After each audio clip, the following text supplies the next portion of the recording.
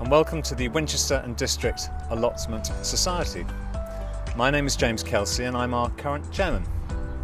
The purpose of this short film is to introduce you to our society and for you to meet a few of our members and how they use their plots. So I hope you enjoy it. Just to give you some background, in terms of our history, we were actually founded in 1907 as a result of a donation of land to the people of Winchester by Samuel Bostock, who lived at Lainston House just outside Winchester. And at that time we were part of the Winchester and District Allotment Association with over 3,000 members. As a consequence, our annual general meetings were held in the Guildhall in the middle of Winchester because that was the only room large enough to house that many people at that time. Over that time, the organisation started to break down, in part due to the First World War, but also because of the Spanish flu that ravaged the country. So in 1923, the remaining elements of the original society purchased the current land that we occupy from the Church Commission with a covenant for allotments and small holdings. The society is now owned and run by its members. We have in excess of 135 plots with over 100 active members. We aim to be an inclusive, friendly society that welcomes people from all walks of life. And we run a number of local social fundraising events to benefit our local hospice. These include an annual show, a quiz carry night, but sadly none of these activities have been possible, obviously because of COVID-19. That said, we have been very fortunate to have been able to continue to use the allotments throughout the lockdown as advised by the government guidelines at that time.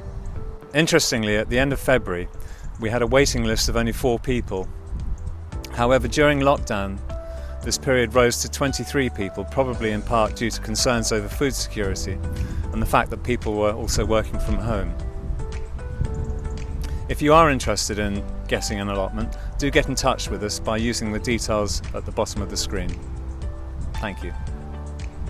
One other interesting aspect about our site is that there have been a number of Roman coins discovered over the years, and it was quite commonplace for Romans to use areas outside the city for their burials, so this may well have been a Roman burial site.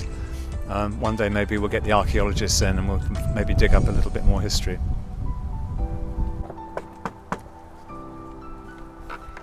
Hi Hazel. Hello. How are you? I'm well, how are you? Do you mind if we film you for the Heritage Open Day? Of course, that's Festival? fine. Lovely. So how long have you been on the plot?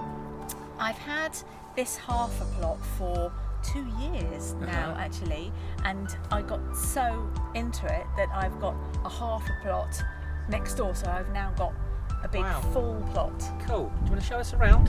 Yes. See what you're growing? So we're coming to the end of the season now, so that's why the cardboard's there. I'm just putting cardboard down when I've dug things up, and then I will mulch over. But I've still got tomatoes, spinach, celeriac. The thing that looks like grass there, that's salsify, which I'm growing for the first time. And then here I've got purple sprouting, still some corn, some chard, lettuces, a few leeks that are looking a little bit residual, and some beans that are left. And it's been actually an amazing summer despite the difficult weather, and it's been great during lockdown to be able to come here, to be socially distanced from people, to do something tangible that makes you feel like you can cope with life. And really, it's been my little refuge. Good.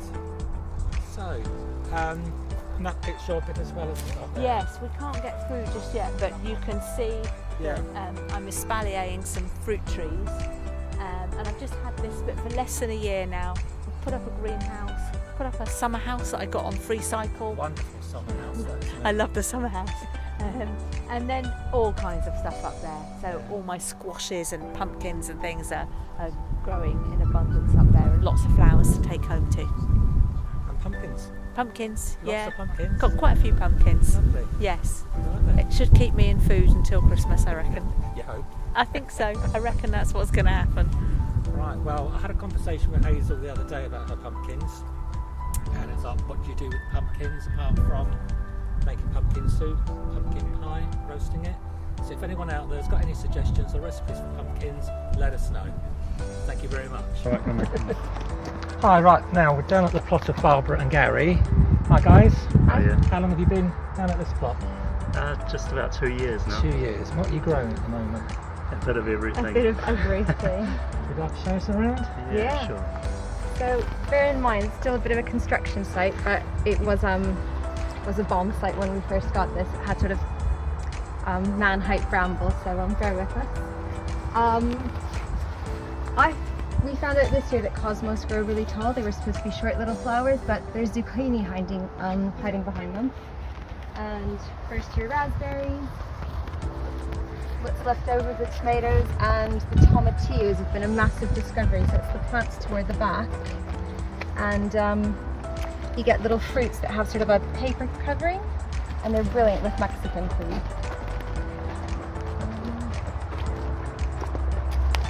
So at the moment the beds are becoming empty because we've been focusing on building our shed come summer house over to that side. So we've sort of let the greenery go a little bit. But winter cabbages are in, the last of the corn, the few pumpkins that grew this year.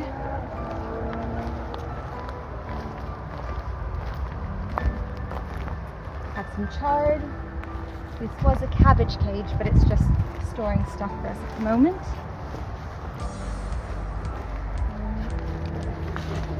Around here we have a makeshift poly panel that we made out of recycled material.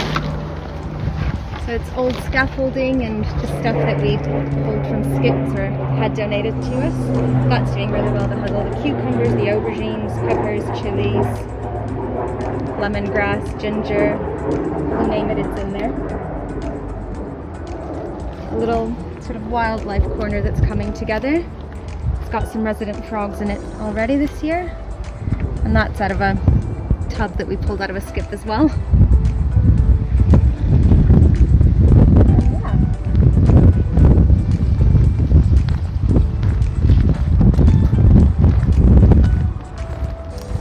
Sort of where we spend the weekends, the days off, the lockdown days. This is where we've been hiding out pretty much, and we love it. Morning, Gary.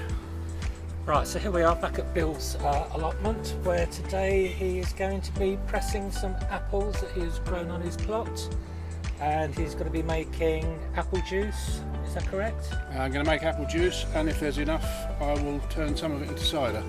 Cool. And how long is that? And there should be. To press all that lot then? I'm going to take about an hour to press this lot. You have to you wash the apples first, cut them so that they go into this. This is just a garden shredder.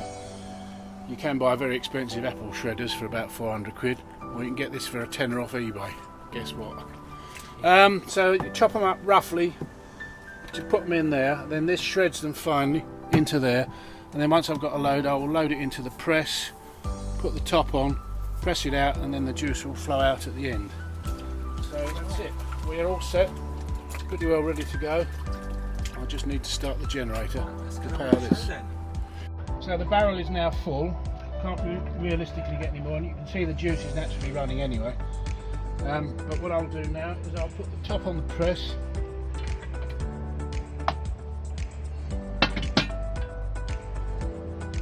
and this load pad that goes in there.